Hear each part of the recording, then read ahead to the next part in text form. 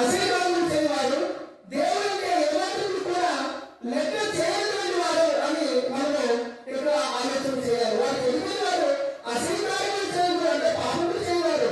దేవుడు ఆశించుకునేవాడిని దేవుడి ఆజ్ఞలకు ఏవైతే ఉన్నాయో ఆజ్ఞలు ఏమాత్రం కూడా వారు పాటించేవారు కాదు, తెలియజేసేవారు.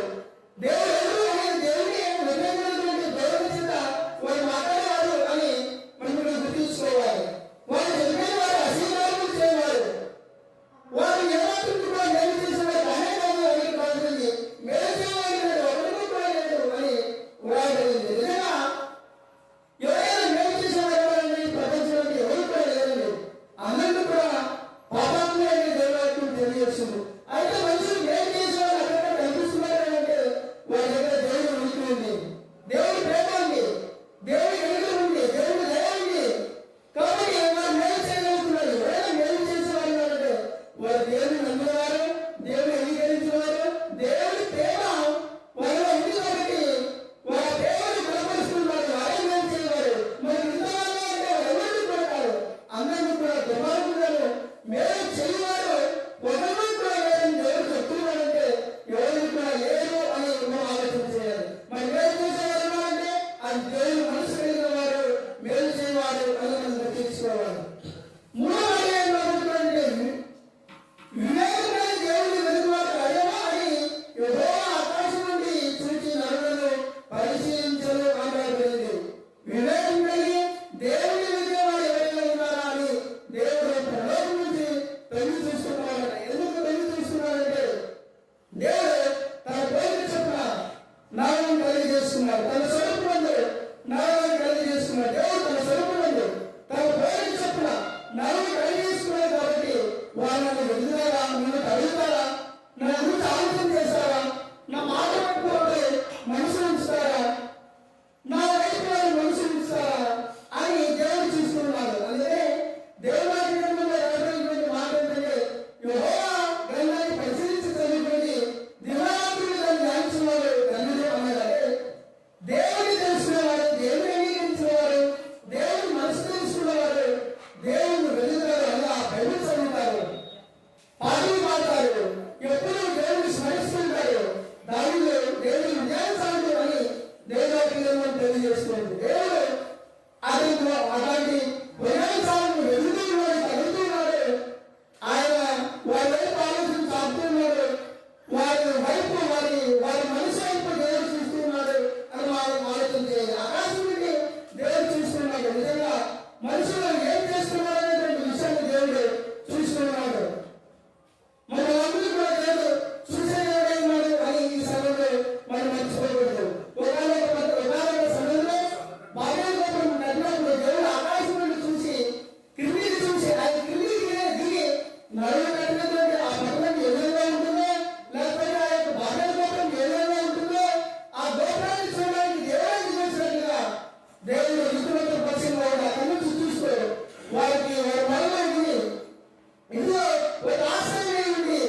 వారు ప్రార్థన చేయగా, వారి దేవుడి వైపు తిరగగా, వారి వైపు దేవుడు తిరగాలని ఇష్టపడుతున్నాడు అని దేవుడి గ్రంథం తెలియజేస్తుంది. ఎవరైతే దేవుడు మాట ఎక్కువగా మాట్లాడుతున్నారో వారి వైపు దేవుడు చూస్తున్నాడు. ఎక్కడైతే తిరుగుతున్నారో ప్రార్థన చేస్తుందో వారి మధ్యనే ఉంటారన్నాడు. మీరు ఇంట్లో చక్కగా దేవుని పాటలు పాడుతూ దేవుని యొక్క నామాన్ని జపిస్తూ దేవుని యొక్క ప్రార్థనలు చేస్తూ అనుకోని పరలోకం నుంచి దేవుడు చూస్తున్నాడు ఈ సంభాషణలో అని మీరు గుర్తుంచుకోవాలి. కాబట్టి వివేకం కలిగి అనగా తెలివి కలిగి దేవుని వారి వైపు ఆయన చూస్తున్నాడు అని దేవుడు తెలియజేస్తుంది. కాబట్టి వారందరికీ కూడా దాని కలిగి ప్రజలు కలిగి ఉన్నారు. నేను చేయబడుతుంది లేదు, ఎవరిలో లేదు. యెహోవాను ప్రార్థన చేసి ఆహ్వానం లేదు ఆ ప్రజలు ముందు. దుర్మార్గులు ఏంటి వారంటే వారు ఎవరో మంచి వారి కూడా చేసేవారు అనే కాదు, అలాగే వారు ప్రార్థన కూడా చేయకుండా భోజనం చేస్తారు. మీరు ఎవరైనా ఉన్నారా ప్రార్థన చేయకుండా భోజనం చేసేవారు? వారందరికీ ఏమాత్రం కూడా ఇష్టం లేదు. మనం చక్కగా ప్రార్థన చేసుకొని ఆహారాన్ని భరించాలి. ఎందుకంటే అది మన దేవుడికి వినిపించింది. ఆహారం ఎన్నో చనిపోతున్నారు మనం చూస్తున్నాం. భోజనం చనిపోయేవారు ఉన్నారు, భోజనం అలాగే వారు ఉన్నారు. 3 పూటల దేవుడు ఆహారం దయచేస్తున్నాడంటే మనం ఎంతో జాగ్రత్తగా మన దేవుడి సమయంలో ఉండి మన ప్రార్థన చేసుకోవాలి, పండుగ పెట్టి ప్రార్థన చేసుకోవాలి, ఇల్లు ధర్మాలతో మాట్లాడినప్పుడు మనం ప్రార్థన చేసుకునేవారు ఉన్నారు. మీరు ఎలాంటి అంటే దుర్మార్గులు ప్రార్థన చేసేవారు కాదు, మనుషులు విన్నారా అనేటట్లు అనవసరమైనటువంటి వారుగా వీరు ఉన్నారు. కాబట్టి పాపం చేయడానికి తెలియజేయాలంటే లేదు. ఒక పాపాత్ముడు ప్రార్థన చేసుకోకుండా భోజనం చేసేవారు ఎందుకంటే పాపాత్మని దేవుడు తెలియజేస్తుంది. అలాగే మనమందరం కూడా దేవుని ప్రవృత్తి కలిగిన వారమే ఉండాలి. అయితే పాపం చేసేవారు భయపడాలంటే భయపడని దేవుడు చెప్తుంది. రాయబడినటువంటి మాట ఏంటంటే 4 రాష్ట్రంలో పాపం చేయాలందరూ బహుగా భయపడతారు. భయపడాలంటే భయపడతారు, పాపం చేయవారు భయపడతారు. దొరికినప్పుడు వారికి హృదయాలు పాపం చేసుకున్న వారిని సంతోషపరిచారు, కానీ తర్వాత వారు భయంతో వారి జీవితాన్ని అనాథం చేసుకునే వారిని అందరూ మనం చూస్తున్నారు. కాబట్టి దేవుడు ఏం తెలియజేస్తున్నారు, మనం దేవుడు వెళ్ళాలి, దేవుడు తెలియాలి అని దేవుడు చూస్తున్నాడు. యెహోవాకు ఆశ్రయదుర్గమైన వాడు, ఆయనకు దర్శన కలిగిన వాడు, ఏ రాష్ట్రంలో సియోను నుండి ఇశ్రాయేలుకు దర్శన కలిగేవాడు ఆయనే.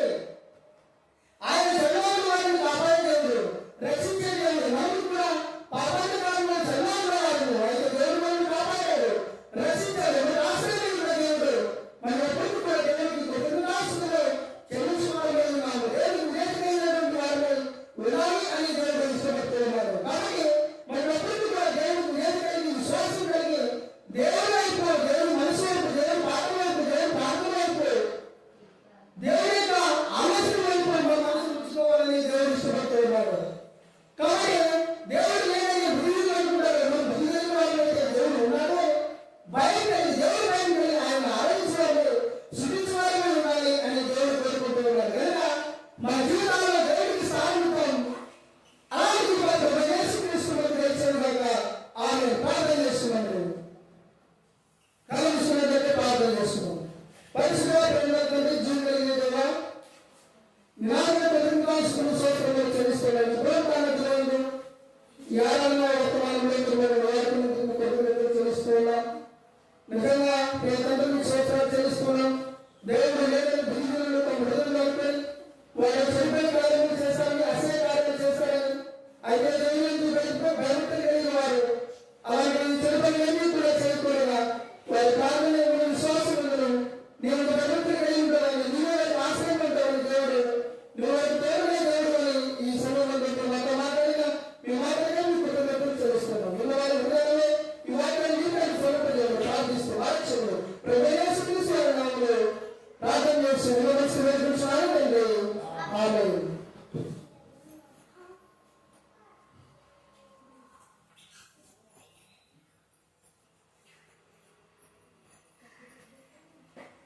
మంచిది.